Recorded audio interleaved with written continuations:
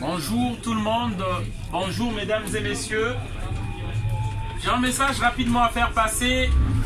Désolé de déranger la quiétude des voyageurs. Voilà. C'est pas pour faire de la manche, rassurez-vous.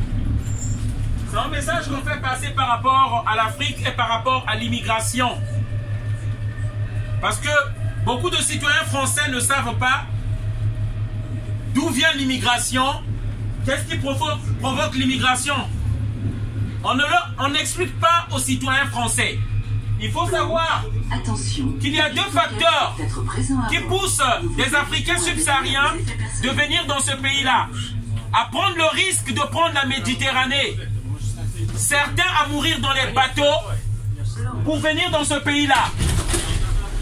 La semaine dernière, nous avons vu un jeune de la Côte d'Ivoire qui est mort, un jeune de 14 ans, en voulant fuir l'enfer qu'est devenu les pays africains. Mais lesquels qui transforment ces pays-là en enfer? Car ces pays-là sont riches. Le pays est riche. La preuve, les matières premières qui développent ces pays-là, qui développent l'Occident, viennent de l'Afrique. Le train là circule grâce au courant que donne l'uranium. L'uranium du Niger. Le sous-sol français est pauvre. Il n'y a rien. Mais on veut nous dire que l'Afrique est pauvre.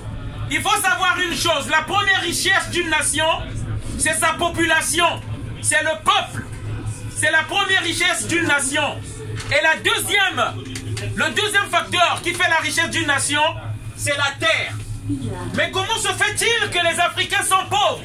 Et pourtant les mêmes Africains qui sont en Afrique, qui viennent ici, qui construisent la France, qui se lèvent tôt et qui se couchent tard, ces Africains-là qui construisent la France, ce sont les mêmes Africains qui sont en Afrique. Ceux-là qui dépensent leur énergie ici, ceux-là qui font les travaux sur le métro, le tram, ceux-là qui essuient le caca des vieilles personnes de France, ce sont les mêmes Africains. Mais pourquoi nos pays sont pauvres? Il faut savoir.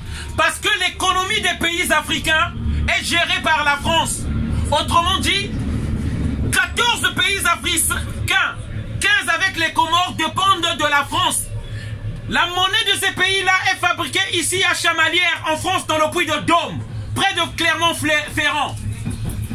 Les ouvriers africains vont au champ, travaillent, coupent le bois, font tous les travaux qui sont pénibles.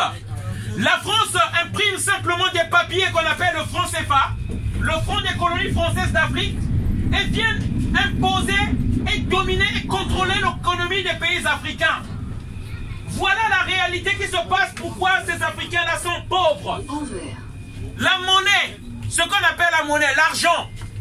Aujourd'hui, c'est le carburant qui réveille, l'énergie qui sommeille dans tout individu. Les Africains, en leur prenant le contrôle de leur monnaie, on leur prive de cette essence-là pour pouvoir développer leur pays. C'est ce qui se passe. La France s'est imposée en Afrique avec deux facteurs. Ou on va dire avec deux éléments pour contrôler l'Afrique.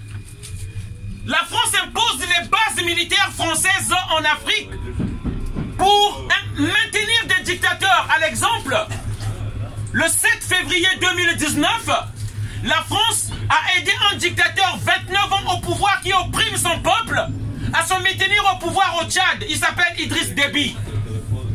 La France a ramené en 2011 avril Alassane Dramane Ouattara en Côte d'Ivoire pour aller enlever un président démocratiquement élu.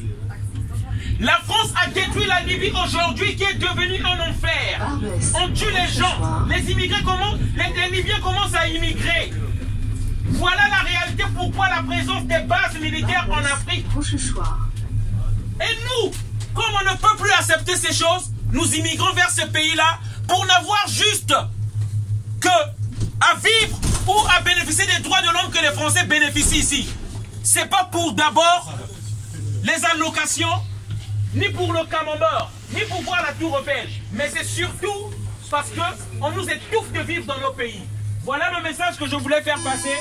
Merci encore, une bonne soirée à tous.